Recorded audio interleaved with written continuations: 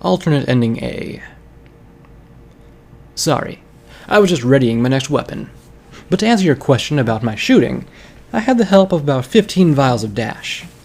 Backlash gave a weak smile, but it explained why the fat bastard looked like he was about to blow out an artery. My head fucking pounded from Backlash's little sats trick, but nothing was going to stop me now. He was all out of ammo, and all out of chances. Now, I just had to wait and see what pathetic attempt he could pull out to stop me before he kills himself. Well, whatever he tries, I'm getting the last shot. His party ends when I say so, not before. He pulled a small glass jar from his bags, and for once it caused me to pause. He spoke up. This pip buck you gave me really has helped a ton with doing stuff as well. You know that? 15? That's suicide. Your heart will explode before you have a chance to give me whatever that is you think that will save you. What are you going to do with that jar anyway? Season me to death? I just didn't really care anymore. I had seen all of this being so fun in my vision, but I guess that's the downside of it. It's like going through it a second time. It's all so boring. I'm not giving you seasoning. He strained to even lift the blue jar, giving it only a meager toss that I easily thwarted with a quick shot from my portable 6-shot life eliminator. Though the flicky substance rained down from the air, I smelled just the slightest hint of familiar magic from it. He attempted to follow up with a witty remark. I'm assaulting you with you. It came back to me in a flash, the smell being one of Pinky's distant memories of a prank against her. This must be Killing Joke, the lethal variant of the plant that bitch dealt with so long ago. I licked a few flakes from my muzzle, finding that they tasted like a rich and creamy chocolate. Guess it really was safe, he groaned, clenching at his chest like he was in pain. Pain. What the hell would he know of the true pain? I'd show him. I'd show them all of how much real fun pain can be. Really, Backlash? Did you even think this through? I sighed, feeling nothing but disappointment for our epic and final showdown. This was the one point in the timeline where he could have changed it in his favor, but as I expected, he'd failed yet again. As he collapsed into the snow, it was cute that he almost looked sad that it didn't work. I wish I could keep that face, frozen in a sad look as he accepted the fact that I had won, and he had lost. Oh wait! I could keep it that way! With a flick of my hoof, I raised and fired my revolver, drilling a nice hole in Backlash's split-coat forehead, and blowing his bothersome brains all over the snow. His dim eyes were even sadder than before with the light of life removed from them. But it was just a goddess-damned Kodak moment. Oh, why did I forget my camera back at the Manhattan Orchard? I shuddered as the block of my pinky sense lifted, and I could yet sense what was to come. The images of me melting his mare friend in the pond machine's taint were downstairs, ecstasy in my perfect brain. Next, that Griffin filly fooler and that Pegasus bitch would come in. The best thing about it is that Carlotta's curse would take care of her for me, as the door panel I shot on my moment of crisis before running in there would die and drop a 2-ton slab right on her. Even cut in half, she'd live long enough to watch in tears as I melted Skyline's precious head against the ministry shield. With the pool in my hooves, the only pony standing in my way, dead, there was literally nothing that could go wrong. Oh, this plan was perfect. I might just make love to it later. Though, I'm not sure I'd have time, seeing as a wild wasteland out there, and there's something about time some pony painted it pink. Stepping over the corpse of Backlash, I lifted the briefcase with the megaspell in it, and entered 000 to shut it off. Hey, Twilight doesn't get all the glory when I can be ingeniously simplistic as well. I tossed it aside and reached for Backlash's corpse, knowing that family was his thing, and he would want them to die by his side. I felt that suction against my hoof that everything that belonged to me gave. his body easily being dragged through the snow onto the platform. I got myself comfortable on the transport pad and hit the down button.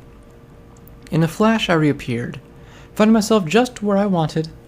My eyes lit up and my mane poofed back up to where the belongings were, as I met with the delightful eyes that were filled with pain of Longbow.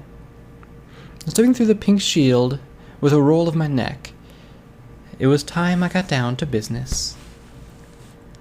Long live the Queen! Alternate ending 2. Sorry, just readying my next weapon. But to answer your question about my shooting, I had the help of about 15 vials of dash. My heart pounded against my chest as the pressure inside my body increased. The small jar I brought out from my hoof was the only thing capable of stopping her now. Wait, did I really just think that? Had it really come to me leaving the fate of Equestria down to the chance that dried poison joke could kill her? I couldn't help but let out a chuckle slip through my muzzle as the hilarious realization of how ridiculous the whole fucked up thing was. I know I should have been trying to win, but now I couldn't stop laughing. Funny thing is, neither could 42. Letting the jar roll from my hooves as I doubled over, flopping onto the snow while my head spun, 42 let out all sort of giggle snorts as she rolled around with me. In 10 seconds flat, the months of agony, death, and chaos my life had become all seemed insignificant up here on this mountaintop. I don't know if it was the drugs threatening to stop my heart, or if I had finally snapped and lost my sanity, but I just couldn't bring myself to continue fighting. It must have been only minutes, but it felt like hours that we were just both sitting and laughing. Every time we would try to compose ourselves, one of us would crack and we'd start the process all over again. Of course, being the better pony, 42 was the first to actually compose herself. Here, walking over to me, was a faintly sharp reminder that I needed to cut it out, giving me the push to finally contain myself. As I sat up, there was a thought that went through my mind, making my head ebb in pain as it rushed out of my muzzle. Why are we fighting anymore, 42? Shaking my head, the pain in my chest started to grow, hurting me more with each breath. You have such potential to help every pony, to help rebuild the Equestria that once was. Why do I continue to fight? Because every pony didn't want me to be the way I am. I fight because to them, I was only supposed to be cannon fodder. She growled out her animosity, but it wasn't placed towards me. They saw me as nothing more than a clone. She glared at me, her bloodied mane deflating and falling flat. But I'm a pony, and the second I stop fighting, I risk becoming only what they wanted me to be. With fighting, I have the purpose that I know I can control my own destiny. I couldn't help but laugh again as I heard her quaver in her voice. If that's how you think that life works, you've been had. My chest flared in pain as my earlier actions came back to remind me that how stupid this had all been. Yes, destiny is what you make of it, but you can change if you really want to. But I don't think that's what you are really afraid of. If you say that they saw you as nothing but a clone, then you are actually a pony like you say you are. Then you have had every right to ignore what they thought and move on. Dwelling on it only says that some part of you deep down is scared that they're right. 42 stood there in silence as I continued. Everything that you've done, as horrible as it's been, doesn't make you evil. The ponies who made the wasteland in the first place weren't evil. They were just trying to make a better world. I know that there is good in you somewhere, 42. Deep down inside, some part of you knows that you could be using your abilities to help instead of harm. I urge you, please, listen to that voice. Don't be the monster we've made you out to be. You can do better than that. Her legs faltered under me, giving out and dropping them into the snow. With my heart racing in my chest, I tried to take slow, deliberate breaths. The altered vision of my pip-buck giving flickering and fading as it shot a spark out from the overused Arcanotech device. As the wind wound up, and the only thing that filled my vision was the hung head of 42, I couldn't help but wonder what would become of everything I've done. Do you really think that? The walls of 42's mind were breaking down. I could hear her voice. Before I knew All I wanted to do was be liked by every pony, to be their friend, but they turned on me, isolating and studying me like I was just a thing. She was crying now, and the soft thud of a revolver hitting the snow was music to my ears. I was so alone. I just lashed out in the only way that made sense to me. I knew what I needed to do. I knew how I could be better than the ponies of before, and it was only because I made the mistake of releasing her that I realized just how much I could change my life. Friends have been something I've relied on, so maybe it was time to give her one of her own. I forgive you, I gasped out, looking up to her as I struggled to keep my vision focused. For everything, 42. They were the hardest words I ever had uttered in my life, but seeking solace for my mistakes from the good ponies and Griffin around me was the only way I'd make it this far at all. My need to kill 42 was based off of a wasteland's idea of good and evil, but who's to say that I can't change it? You forgive me? She sniffled, a confused look running across her face as she took a few steps forward. Even with what I've done? With how far this has all gone? She kneeled down as she reached me, tears dripping from her muzzle onto the snow by my head. I do. I gasped, feeling a numbing pull through my extremities. We have to be better than we've been, or history will repeat itself. As a pony, it's your responsibility to work for a better future. As soon as I finished, I'd lost control of my lungs. I needed to hold on just a bit longer. I'm so sorry. 42 leaned forward and wrapped her hooves around my chest, pulling me into a hug as she finally let loose. How do I repent? How can I live knowing with what I've done? I don't know what to do, Backlash.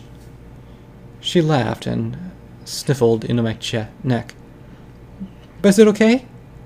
You'll teach me how to be better, won't you? Live like every other pony. My eyes were getting heavy, and I could feel my strength leaving me. Help them.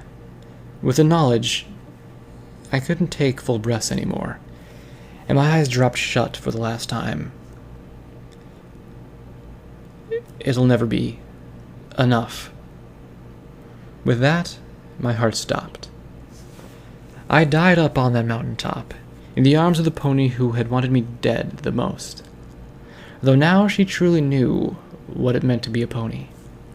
42 stopped the Megaspell's timer and took my body in her hooves, teleporting back down the others in order to explain what had happened, how all of our actions this last month and a half finally wore away at the years of hatred and jealousy. She told them that I had forgiven her. She had been freed of it once and all. It took hours of grieving, arguing, and eventually huge leap of faith to even consider that she was being truthful. Longbow was the first to accept the possibility, and with her special talent, she was able to watch the memories of our final battle through 42's mind. 42's words had been authenticated, and only then did Skyline and Carlotta relent to the final truth. 42 was no longer a threat. She now lived only to make what horrors she had committed right. And though many called for her death, it was the words of the surviving Crusaders that kept those actions from happening. DJ Poem 3 broadcast out to the wastes of the story of what had happened on that mountain, calling out to the others about what we'd done, and to forgive her, as I had done. With her help, 42 opened numerous pre-war caches of medical supplies. Her strength, speed, and intelligence were utilized in helping out the construction and defense around small towns that sprung up around these new supplies. Trade routes restabilized as she helped to rebuild both Futura and Ponyville as safe and profitable townships. The research gained by the Steel Rangers that she provided them with, from the other orchards that she had opened and found, helped to restart the industry once lost in the war, and the factories that produced medicine and building materials were restarted. In mere months, she had helped the eastern seaboard of Equestria rebuild itself more than it had in the last century, and she was only getting started. Between helping to rebuild and repair the damage, 42 found the time to start at least one project she had promised before my death. Out of the ruins and junk piles of the pool, the latticework of steel girders and sheet metal were constructed, slowly taking the shape of a pair of ponies. 5 years after my death, the Crusaders' memorial was completed. The 50-foot statue of brass tacks and I stood as a reminder of all the sacrifices we'd made to the wasteland for a better place for all. When she finally died, 42 wasn't remembered for her actions before Full Mountain, rather for what she had accomplished because of them. She was mourned for the pony that she was, and the friends that she left behind went on to better not only themselves, but countless others around them. As the years went by and society recovered, the Merchants of Hope were nothing but a footnote in the beginning of her story. It didn't bother me, because she had lived up to what Twilight Sparkle and Pinkie Pie had originally hoped she would do, albeit in a little different way. 42 had saved the wasteland.